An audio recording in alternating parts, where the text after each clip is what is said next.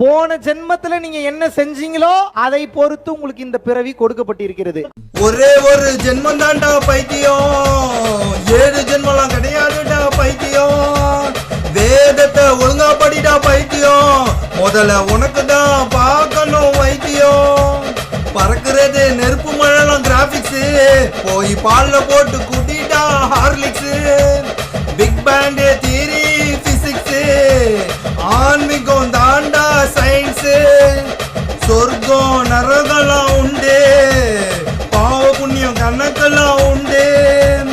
ஒரே ஒரு கடவுளை வேண்டு, புண்ணியத்தை சேர்த்து சொர்க்கத்துக்கு தாண்டே.